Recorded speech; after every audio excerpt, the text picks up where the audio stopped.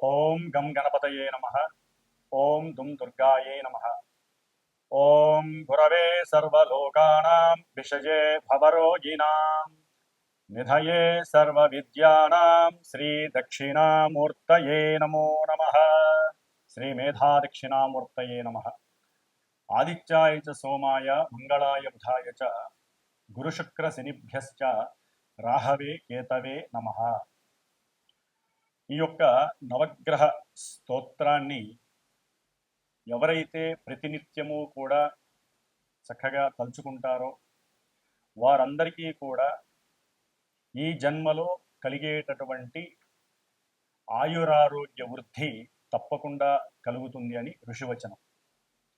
ముఖ్యంగా ఈ వైశాఖ మాసంలో మే 15వ తేదీ నుండి మరలా జూన్ 15వ తేదీ వరకు కూడా మనకి ప్రతి నెలా కూడా ఎప్పుడెప్పుడు సూర్యుడు తన యొక్క రాశి ప్రవేశాన్ని మార్చుకొని ఏ ఏ రాసుల వారికి ఏ ఏ విధమైనటువంటి శుభ ఫలితాలను ఇస్తాడో అని ఎదురు చూస్తూ ఉంటారు ప్రేక్షకులందరూ కూడా. నవగ్రహ ప్రేక్షకులు అంటే నవగ్రహాలని చాలా మనస్ఫూర్తిగా స్వీకరించి వారి యొక్క మనసుని ఆ గ్రహ పేరితం ద్వారా పిన్ టు పిన్ పాయింట్ని అనుసరిస్తూ వెళ్ళేటటువంటి వారందరికీ కూడా ఈ నెలంతా కూడా శుభప్రదంగా ఉండాలని కోరుకుంటూ, మరి మార్చి 30 నుండి జరిగినటువంటి కొన్ని గ్రహస్థితుల యొక్క కలయికల వలనే మనకి దేశవ్యాప్తంగా అట్లాగే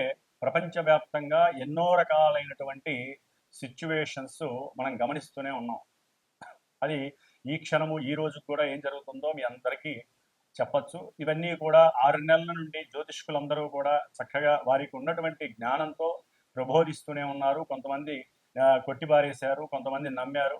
నమ్మినా కొట్టిబారేసిన గ్రహాలు ఇచ్చేటటువంటి పరిస్థితుల్ని వాటి నుండి తప్పించుకునే ప్రయత్నాల్ని మనం చేయలేం.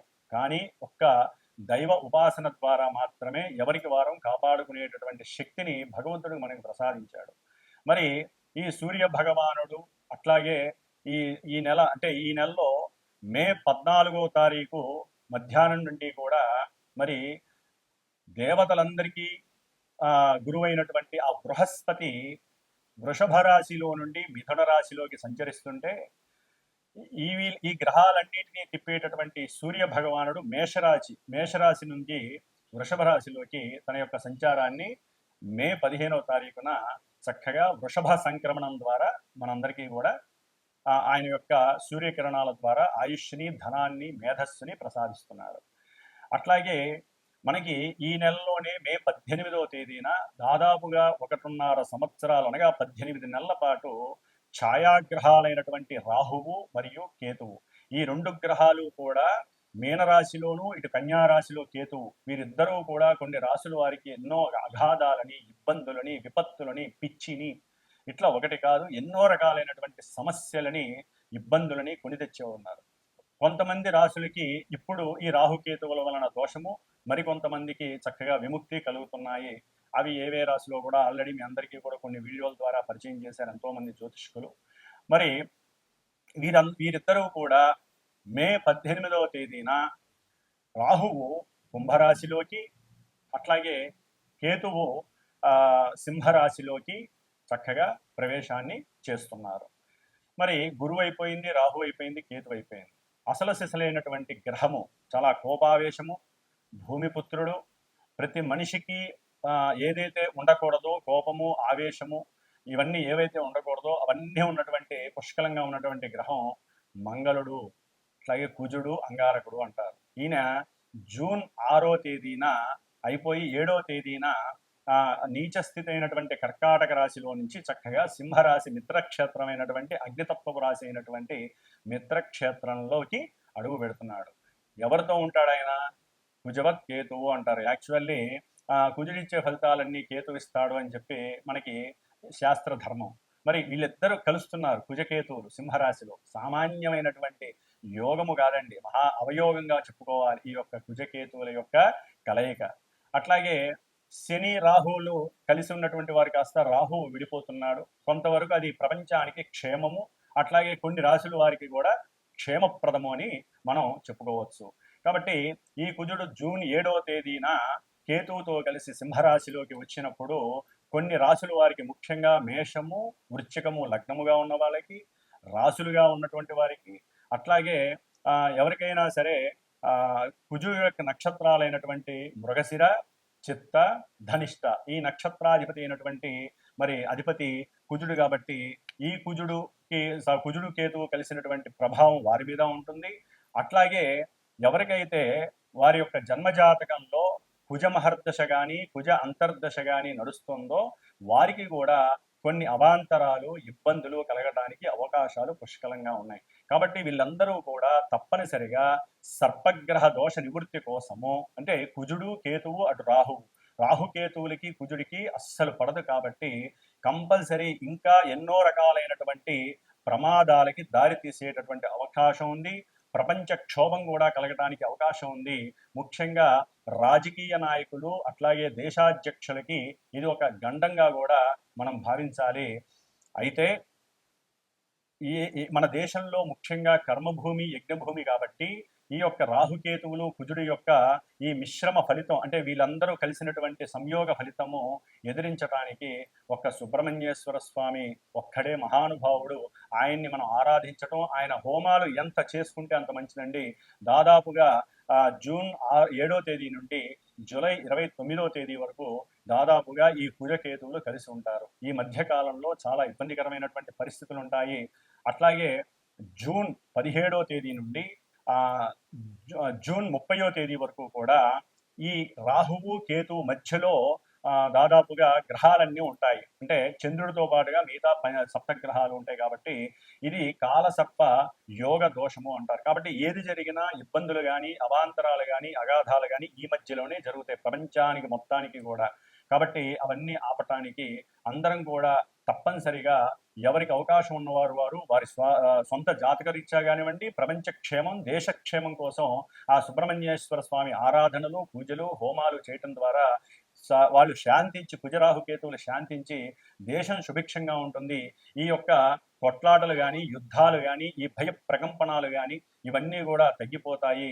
ఎన్నో అగ్ని ప్రమాదాలు జరగడానికి అవకాశం ఉంది. ఎన్నో రకాలైనటువంటి రాజదండనలు, అంటే రాజకీయ పరంగా ఎన్నో ఇబ్బందులు ఎదురే అవకాశాలు ఉంటాయి. ఇవన్నీ కూడా మనం దరిమిలా పక్కకి తోసేయడానికి అవకాశం ఉంటుంది.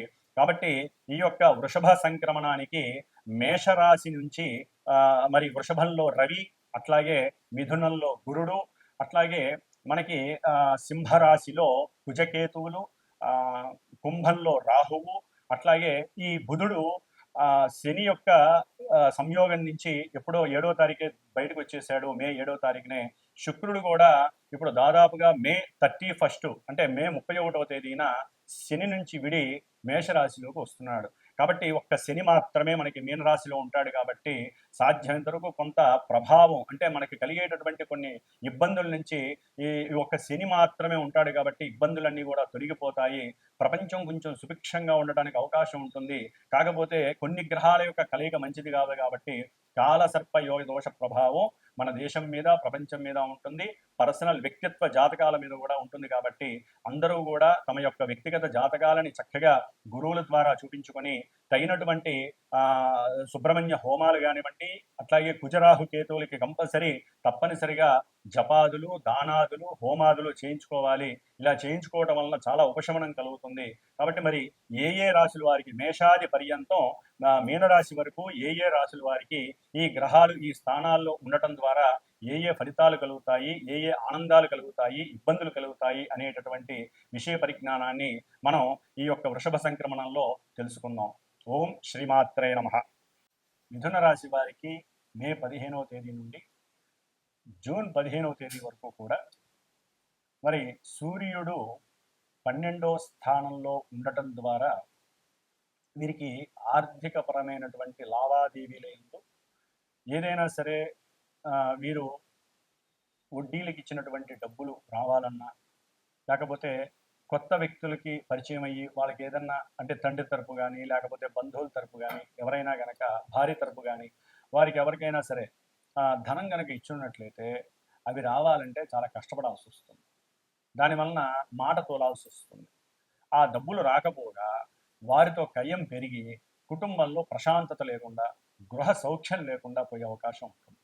మళ్ళీ జూన్ 7వ తారీఖు తర్వాత ఈ యొక్క కుజుడు 3వ స్థానంలోకి వచ్చినప్పుడు ఈ యొక్క మిథున రాశి వారికి కొంత అనుకూలమైనటువంటి పరిస్థితులు కనపడడానికి అవకాశం ఉంటుంది. అంటే ఇవ్వనన్నట్టు వాళ్ళే పిలిచి ఇవ్వటం, లేకపోతే వాళ్ళే వచ్చి మీకు క్షమాపణ చెప్పి ధనాన్ని ఇచ్చేటటువంటి పరిస్థితి మిథున రాశి వారికి కనిపిస్తుంది. ఎందుకంటే మిథున రాశి వారికి 18వ తారీఖు మే 18వ తేదీ నుండి పాపగ్రహమైనటువంటి కేతువు ఇప్పటి వరకు గృహ అసౌకర్యాన్ని, ఇబ్బందులని, ఇల్లు కట్టుకునేటటువంటి వారికి అప్పులు దొరక్క, అప్పులు దొరికిన వాళ్ళు నానా బీభత్సం చేసినటువంటి వాళ్ళందరికీ కూడా ఇప్పుడు చక్కటి 3వ స్థానంలో ఉన్నటువంటి కేతువు అనుకూలమైనటువంటి పరిస్థితులను ఇస్తున్నాడు.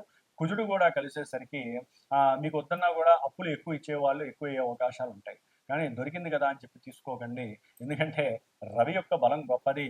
రవి 12వ స్థానంలో ఉండటం ద్వారా మీరు ఎంత అప్పు తీసుకుంటే మళ్ళీ తీర్చడం అంత కష్టమయ్యే పరిస్థితి ఎదురవుతుంది. ఎందుకంటే ఇక్కడ బుధ శుక్రుల యొక్క అనుకూలత కూడా లాభస్థానంలో ఉండేసరికి మీరు ఒక ఫోన్ చేసి అడిగినా కూడా మీకు ధనం వచ్చేటటువంటి పరిస్థితులు కనిపిస్తున్నాయి. కాబట్టి సూర్యుడు ఒక్కడు బాలేదు కాబట్టి తండ్రి గారితో కాస్త మాట్లాడేటప్పుడు సౌకర్యవంతంగా మాట్లాడండి. అట్లాగే మనో ఏకాగ్రతతో నిశ్చలంగా ఎటువంటి ఇబ్బంది పడకుండా తల్లైనా, తండ్రైనా, లేకపోతే కొడుకైనా సరే, ఎవరైనా సరే వీళ్ళిద్దరిలో ఒకరితో ఒకరు అనుకూలంగా మాట్లాడడానికి ప్రయత్నం చేయాలి. లేకపోతే కుటుంబానికి వీరు దూరం అయ్యేటటువంటి అవకాశాలు ఎక్కువగా కనిపిస్తున్నాయి. అట్లాగే ముఖ్యంగా ఈ యొక్క రవి యొక్క ప్రభావం మిథున రాశి వారికి ముఖ్యంగా ఈ అప్పుల మీద ఎక్కువగా పడే అవకాశం ఉంటుంది. తండ్రి చేసినటువంటి అప్పులు తీరుద్దామనుకునే లోపల కుటుంబపరమైనటువంటి ఖర్చులు అయిపోవటం, దాని ద్వారా తండ్రి ఇంకా ఎదురు వీరిననేటటువంటి పరిస్థితి, దీని ద్వారా మానసికంగా ఇబ్బందులు ఎదురయ్యేటటువంటి పరిస్థితులు కూడా వీరికి కనిపిస్తున్నాయి.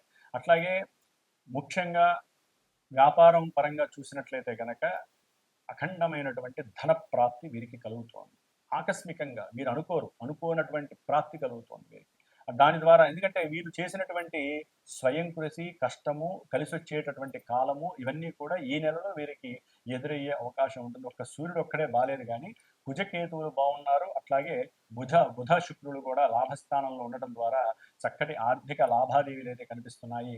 ముఖ్యంగా విద్యార్థుల విషయంలో మాత్రం అంటే విద్యార్థులు మాత్రము చక్కటి మేధా సంప్రాప్తి, ఇప్పుడే వీళ్ళు చదివిన చదువుకి సరైనటువంటి సార్థకత కలుగుతోంది. వీరు ఏదైతే మనసులో ఉన్నదో దాన్ని బుద్ధిరూపకంగా బయటికి రావటం ద్వారా చక్కగా ఎగ్జామ్స్లో ఉన్నతమైనటువంటి శ్రేణి గడించడానికి వీరికి చాలా అవకాశం ఉంటుంది. ఇంకా కొత్త వాళ్ళతో పరిచయమై సంఘంలో కీర్తి ప్రతిష్టలు కలిగే అవకాశం ఉంటుంది. గురువుల యొక్క మన్ననలు పొందుతారు. గురువులతో చక్కగా ఐక్యమయ్యి వారి యొక్క జ్ఞానాన్ని వీరు పుణికిపుచ్చుకునేటటువంటి పరిస్థితి విద్యార్థులకి ఎదురవుతోంది. అట్లాగే సత్సంతాన లాభం కలగడానికి కూడా అవకాశం ఉంటుంది సూర్యారాధన చేసుకోవడం ద్వారా మాత్రమే.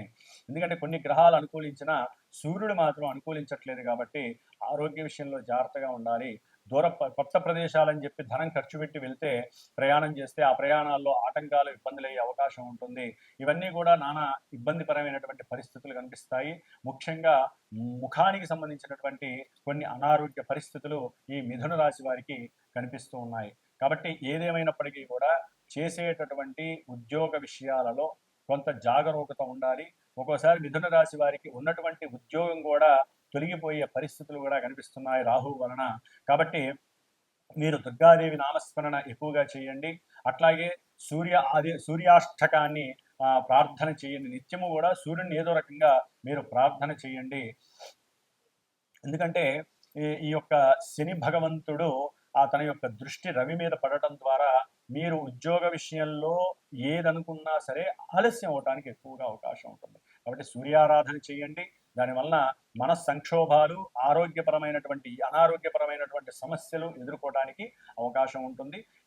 లేకపోతే సూర్యుడికి సంబంధించిన జపమన్న చేయించి దానమన్న ఇవ్వటం, అంటే గోధుమలు దానం ఇవ్వటం ద్వారా కూడా వీరికి కొంత అనారోగ్య లోపాలు ఉన్నా కూడా అవి తొలగిపోయే అవకాశం ఉంటుంది. ఓం గం గణపతయే నమః. వీక్షించేటటువంటి అందరికీ కూడా ఒక శుభార్థమై ఒక విషయాన్ని తెలియచేయాలనే ఉద్దేశంతో ముఖ్యంగా ఈ యొక్క అంతరిక్షంలో గ్రహాలను వేధించేటటువంటి రాహుకేతువులు ఈ యొక్క మే 18వ తేదీన కుంభరాశిలోకి రాహువు, సింహరాశిలోకి కేతువు ప్రవేశిస్తూ జూన్ 7వ తేదీ నుండి జూలై 29వ తేదీ వరకు కుజుడు కేతువుతో కలిసి ఇక్కడ కుజ కేతు రాహు యొక్క ప్రభావం ముఖ్యంగా అన్నదమ్ముల యొక్క విషయపరంగా కానివ్వండి, లేకపోతే కొంతమంది రాసుల వారికి వారి యొక్క భావాల రీత్యా సంతానం మీద, ముఖ్యంగా ఈ యొక్క కుజకేతు రాహు యొక్క ప్రభావం సత్సంతానం మీద, కోపావేశాలు ఎక్కువగా ఉన్నటువంటి వారి గురించి, అట్లాగే సంతాన ప్రాప్తి గురించి, ఉద్యోగ విషయం, లేకపోతే రియల్ ఎస్టేట్స్కి సంబంధించిన వాళ్ళకి, లేకపోతే మిలిటరీ పోలీస్ వ్యవస్థల్లో పనిచేసేటటువంటి ఎవరైనా సరే ఉద్యోగస్తులకు కానివ్వండి, అట్లాగే క్షురకర్మలు అంటే ఎవరైతే ఈ బ్యూటీషియన్స్, మెన్స్ ఫర్ సెలూన్ అని ఉంటాయి వారికి కానివ్వండి, అట్లాగే శస్త్రచికిత్సలు చేసేటటువంటి డాక్టర్లకు సంబంధించి, అన్నదమ్ముల సమస్యలు ఉన్నటువంటి వారు, పిత్రార్జితం మాత్రార్జితం ఉన్నటువంటి వారికి, ముఖ్యంగా జాతకంలో కూడా కాలసర్ప యోగదోషం, వివాహం కానటువంటి యువతీ యువకులు ఎవరికైనా సరే సౌభాగ్య దోషం ఉన్నటువంటి వారికి, ఈ కుజుడి వలన ఎవరైతే ఇబ్బందులు పడుతున్నారో వివాహం కానటువంటి వారు కానివ్వండి, అట్లాగే ఉగ్రంతో ఎప్పుడూ కోపము ఆవేశంతో ఉన్నటువంటి వారు, కొట్లాటికి దిగేటటువంటి వారు, వీరందరికీ కూడా కొంచెం ఇబ్బందికరమైనటువంటి పరిస్థితులు కలుగుతున్నాయి. కాబట్టి ఈ కుజరాహు కేతువుల యొక్క సమన్వయం గురించి ఈ 41 రోజులు శ్రీమాత జ్యోతిషాలయ పీఠం, మా యొక్క పీఠంలో ఈ యొక్క కుజరాహు కేతువులకి జపం ఆచరిస్తూ నిత్యము కూడా 6 సార్లు సర్పసూక్త జపాన్ని ఆచరిస్తూ వీరి యొక్క ఉపశమనార్థమై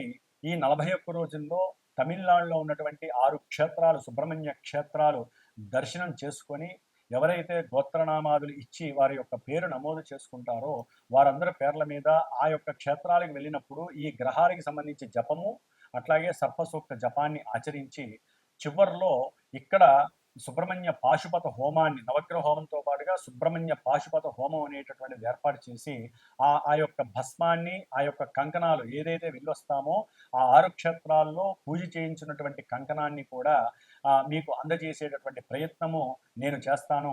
కాబట్టి జూన్ 7వ తేదీ నుండి జూలై 29వ తేదీ 41 రోజులు కూడా ఈ యొక్క కుజరాహు కేతువుల యొక్క దోష పరిహారార్థమై కొంతమంది, ముఖ్యంగా మేషరాశి, వృషభ రాశి, కర్కాటక, సింహ, కన్య, అట్లాగే మకర, కుంభరాశి వారు, ఈ రాశుల వారు దయచేసి సంప్రదించండి.